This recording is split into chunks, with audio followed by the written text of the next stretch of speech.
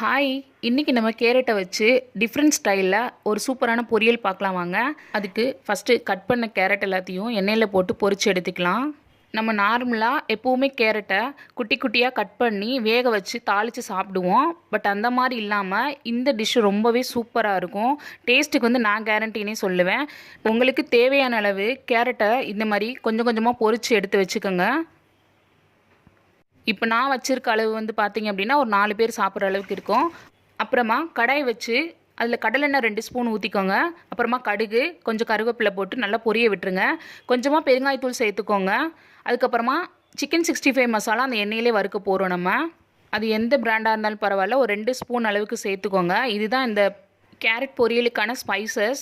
அப்புறமா உப்பு பார்த்துட்டு தேவை இருந்துச்சுன்னா மட்டும் கொஞ்சமாக சால்ட் சேர்த்துக்கோங்க. ஏன்னா 65 மசாலாலே நம்மளுக்கு சால்ட் அதிலே இருக்குனால சாப்பிட்டு பார்த்துட்டு தேவை இருந்துச்சுன்னா மட்டும் சேர்த்துக்கோங்க. அப்புறம் கரம் மசாலா ஒரு 2 பிஞ்ச் அளவு மட்டும் ஆட் பண்ணிவிட்டு ஒரு நிமிஷம் வரைக்கும் நல்லா வதக்கிக்கலாம். எல்லாத்தையும் சேர்த்துட்டு வதக்கினதுக்கப்புறமா லாஸ்ட்டாக மல்லி இலை தூவி இறக்கணும் அப்படின்னா செம்மையான டேஸ்டியான கேரட் பொரியல் ரெடி ஆயிரும். எப்போவும் நார்மலாக செய்யாமல் இந்த மாதிரி டிஃப்ரெண்ட்டாக ட்ரை பண்ணி பாருங்கள். பிடிக்காதவங்க கூட ரொம்ப விரும்பி சாப்பிடுவாங்க.